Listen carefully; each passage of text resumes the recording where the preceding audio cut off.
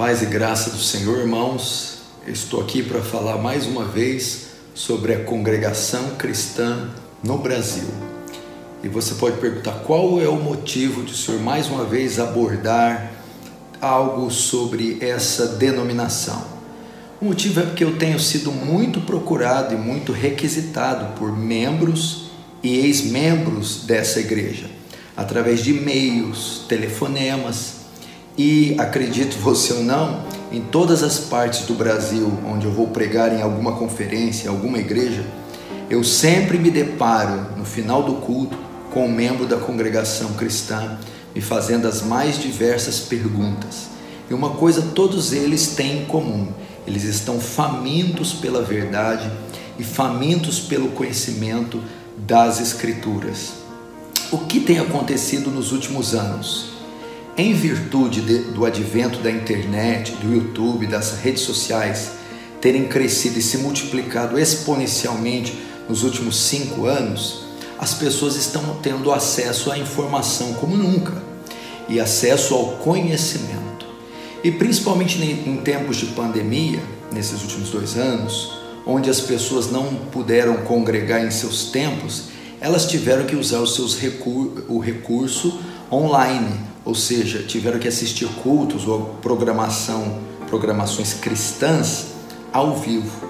E foi aí que muitos membros da congregação cristã no Brasil tiveram acesso à verdade, às grandes doutrinas da fé cristã, à exposição da palavra de Deus clara, fiel, lúcida e inteligível. E o que ocorre é que está cumprindo o que Jesus disse em João 8,32. E conhecereis a verdade, e a verdade vos libertará. De forma que nesses últimos 2 anos, o acesso à verdade através da internet foi tão grande que milhares de membros dessa denominação estão deixando-a. E qual é a razão deles estarem deixando? Por que está acontecendo toda essa movimentação envolvendo a congregação cristã no Brasil? A resposta é muito simples: não há um ensino claro das Escrituras nessa denominação, não há uma exposição das grandes doutrinas. Você vai perguntar para membros da congregação cristã o que é justificação pela fé, ela não vai te saber responder. Você vai perguntar sobre os atributos de Deus, quem é Deus e as suas obras, ela não vai saber responder. Você vai perguntar para ela o que é o Evangelho, explica o Evangelho para mim em 5 minutos, ela não vai saber sobre redenção, regeneração, santificação, essas doutrinas fundamentais, ela não vai saber. Se você perguntar para ela sobre os autores das Escrituras, sobre textos, livros como o Evangelho de Mateus, Marcos, Lucas, João, alguma coisa das cartas paulinas, o Pentateuco, elas não te dirão, elas não saberão dizer, porque não há um ensino. E talvez esse é o ponto, um dos piores pontos que faz da congregação cristã parecer uma seita.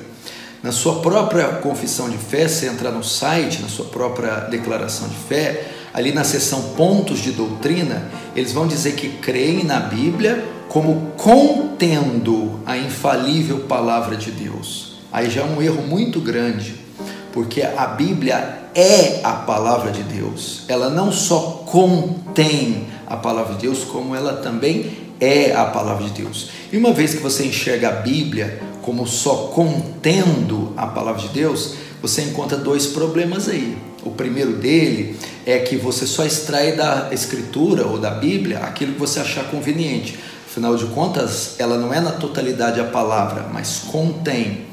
E o segundo erro ao dizer isso é que, assim fazendo, a Bíblia não se torna a única fonte de revelação e de fé e prática. Você pode ter outras fontes que também contêm a palavra de Deus e não só a Bíblia. E isso nós encontramos na congregação cristã. As Escrituras, a Bíblia Sagrada, não é a única fonte de verdade e a única fonte de revelação da palavra de Deus. Você tem outros instrumentos, que são as profecias. A palavra dita ali pelo ancião ou pelo cooperador quando ele sobe no púlpito. Essa palavra dita, revelada, tem tanto valor ou mais valor do que as Sagradas Escrituras, do que a Bíblia. E quando eles sobem lá, dizem estar falando em nome de Deus e fazem profecias, trazem revelações.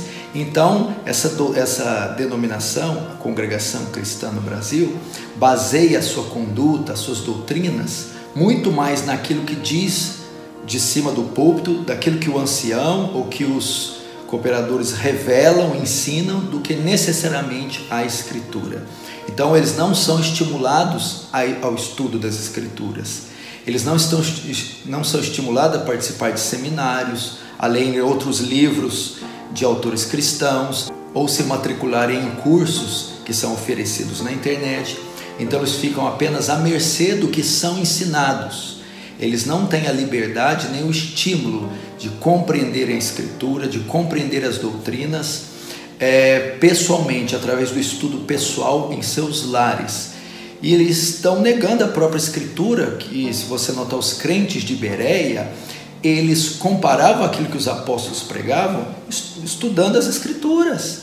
Então tudo que os profetas, tudo que os anciãos, os pregadores dizem, pregam, os membros têm o direito de conferir nas Escrituras se aquilo que está sendo ensinado tem respaldo na Escritura, é coerente com a Bíblia, é coerente com o que está sendo ensinado. Mas uma vez que os membros dessa religião não estudam a Bíblia, como vão então avaliar o que está sendo dito no púlpito? Como vão poder julgar se aquela profecia, aquele ensino condiz com a verdade, se eles não têm acesso à verdade? Então, esse é um dos grandes erros da congregação cristã. E o outro erro, quando eles são chamados de seitas, eles não gostam desses títulos, né? Mas uma das grandes características das seitas são o seu exclusivismo.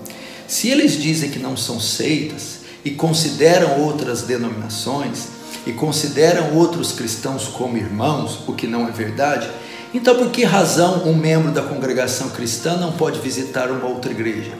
Não pode ir, por exemplo, assistir um culto em uma igreja batista? Por que razão, então, se somos todos irmãos e não há esse exclusivismo, por que então que eles não podem me convidar para pregar em suas igrejas? Por que eu não posso subir em um púlpito da CCB e pregar ali o Evangelho? Ora, isso é típico de seita.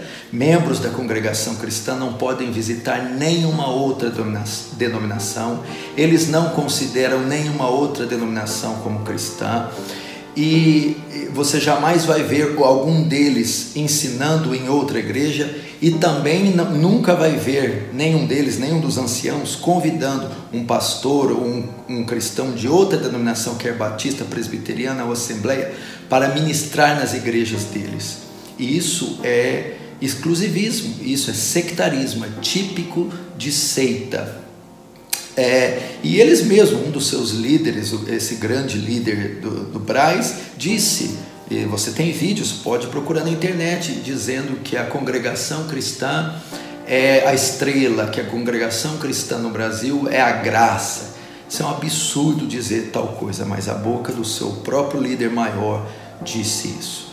Então, razão desse exclusivismo, desse ocultismo, desse sectarismo, muitos membros são colocadas dúvidas no seu coração. E depois desse acesso todo à informação, cumpriu-se João 8,32. E conhecereis a verdade, e a verdade vos libertará. Depois de mais de 2 anos, assistindo exposições bíblicas fiéis, tendo acesso às grandes doutrinas cristãs, indo para as Escrituras e lendo as Escrituras, os olhos dessas pessoas estão abrindo. Então elas estão deixando essa denominação, entendendo que ela não ensina a verdade, que ela não prega o Evangelho de Cristo, estão à procura da verdade, estão à procura do caminho correto da salvação. Isso é uma grandiosa obra do Senhor, porque o Senhor Jesus tem os seus nessas denominações e nessas seitas, e chegou a hora do Senhor alcançá-los, atraí-los para a fé verdadeira. E vai um conselho para essas pessoas, para esses líderes, para esses anciãos: não adianta vocês tolir os seus membros da verdade, decretar novas regras, novas leis, que parece que é o que vão fazer, privando os seus membros de assistir esses conteúdos na internet, proibindo eles. Então essas pessoas continuarão tendo acesso à verdade, continuarão tendo acesso à Escritura, continuarão tendo acesso às exposições bíblicas, a seminários, a cursos, a livros, inclusive a sua própria Bíblia, ela vai ser, obviamente, mais estudada pelos membros. A única maneira de evitar que esses membros parem de deixar a congregação é esses púlpitos ensinarem a verdade. É quando esses púlpitos abrirem a Bíblia, ler a Bíblia, explicar a Bíblia e aplicar a Bíblia, é então que talvez haja esperança para essa denominação. De outra forma, coação, chantagem, ameaças, reuniões internas, profecias, nada disso vai segurar as verdadeiras ovelhas de Cristo. Elas estão à procura de pastos saudáveis, verdadeiras palavras, exposições bíblicas e fiéis. Nós somos chamados para pregar a palavra, pregar o Evangelho e não contar histórias nem palavras de autoajuda. E para vocês que me fazem tantas perguntas, ex-membros da Congregação Cristã do Brasil, vocês que tiveram os olhos abertos, perguntam: o que eu devo fazer agora? Para onde eu devo ir? Eu vou dar uma dica para vocês. Vocês devem procurar uma igreja bíblica em sua cidade, de preferência uma igreja reformada, pode ser presbiteriana, batista, congregacional, não só reformada, mas que tenha um pastor zeloso, um homem de oração, um homem de Deus. A segunda coisa que você deve fazer é, a partir de hoje, depois de anos de ignorância, escravidão, ler as Escrituras. Leia a Bíblia inteira, de Gênesis a Apocalipse, diversas vezes. Esse negócio que a letra mata, o Espírito vivifica, isso é um absurdo, é uma interpretação completamente pobre, pífia e herética do texto. Paulo está se referindo da letra, ele está falando da lei do Antigo Testamento. A lei de Moisés não podia salvar, e o Espírito vivifica da graça do Evangelho, né? Um não tem poder de salvar, só de condenar, o antigo concerto, e o outro tem poder de fato de salvar, que é o Evangelho. Isso não tem nada a ver com estudar as Escrituras. Como que a mesma Bíblia que diz que a letra mata, vai ensinar: e conhecereis a verdade vos libertará. Errai por não conhecer as Escrituras, nem o poder de Deus. Josué 1,8, tem que cuidar de fazer tudo quanto está escrito nesse livro. Antes medita nele de dia e de noite. Então a Bíblia ordena o estudo das Escrituras. Pecado mata, o que mata é não ler as Escrituras, muito pelo contrário. E eu te dou uma dica: adquira a Bíblia na linguagem de hoje. É uma Bíblia para você que ficou tantos anos sem estudar, que tem uma linguagem mais atualizada e vai te dar uma compreensão melhor. A segunda coisa é que você precisa se inteirar nas grandes doutrinas da fé, nas grandes doutrinas da graça. Para isso eu te recomendo a compra desse livro, Vivendo para a Glória de Deus. Você vai ter aqui uma base para a fé reformada, você vai aprender um pouco da história da igreja, a história das grandes confissões, a história das doutrinas da graça. Você vai se inteirar doutrinariamente, historicamente, através deste livro.